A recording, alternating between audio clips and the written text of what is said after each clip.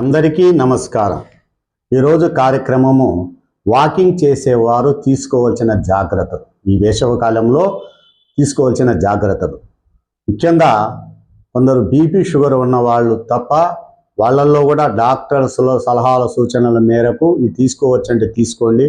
లేకపోతే early morning మంచి నీళ్లు తీసుకొని మీరు వాకింగ్ చేయండి.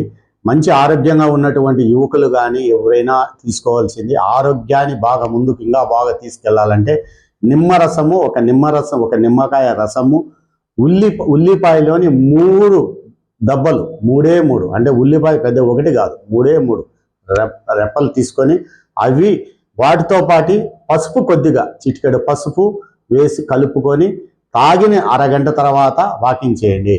ఎగ్జాంపుల్ 5 గంటలకు మీరు బయలుదేరాలి, 4:30కు లేయండి, 4:30కు లేచి చేసుకోండి. ఇవన్నీ ఈ ఉల్లిపాయల రెప్పలన్నీ మనము ఈ 3 రెబ్బలు బాగా చూర్ణం చేసుకోండి, మెత్తగా చేసుకునే ముందు నిమ్మకాయని కట్ చేసి పక్కన పెట్టుకొని ఇవన్నీ చేసుకోకూడదు. ఇవన్నీ రెడీ అయిన వెంటనే ఎంత త్వరగా నిమ్మరసాన్ని నిమ్మకాయని కట్ చేసి రసం పిండుకొని దాంట్లో నీళ్లు కలుపుకొని తాగితే అంత మంచిది. నిమ్మపండు ముందు జాగ్రత్తగా మీరు మర్చిపోవద్దండి.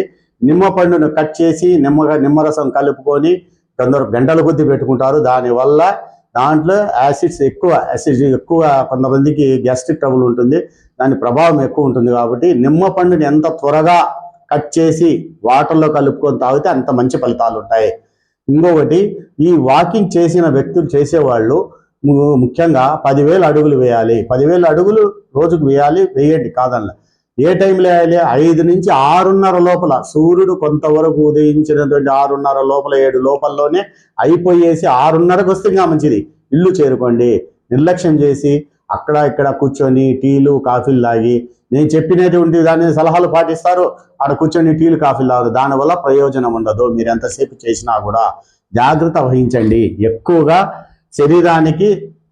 శరీరాన్ని ఎక్కువగా మీరు చేసి ఎక్కువ చెమట కూడా ఎక్కువ పట్టడం కూడా శరీరంలో కొంతవరకు నీటి శాతము అవసరము. డిహైడ్రేషన్కు ఎక్కువ గురి కాకుండా జాగ్రత్తలు తీసుకోండి. ఒకవేళ మీకు అక్కడ ఆ టీ కాఫీ బదులు అక్కడ ఏమో రాగి జవ్వ ఉంటే రాగి జవ్వను తీసుకోండి. ఆ రాగి మాల్ట్ వల్ల మంచిది అవుతుంది. ఇంకొకటి, బయట కూడా ఇప్పుడు అమ్ముతున్నారు, ఏది మన కొత్తిమీర రసం కానీ పుదీనా రసం కానీ ఇలాంటివి అమ్ముతుంటారు. కాబట్టి అవి తీసుకున్నా మంచిదే. ఇట్లాంటి మంచి తీసుకోండి, కానీ శరీరాన్ని హానికరం చేసేటువంటి తీసుకోవద్దండి. కూల్ డ్రింక్స్ కూడా తీసుకోవద్దండి. ఇంకొక విషయము, మరొక కార్యక్రమంలో ప్రకృతిని మనం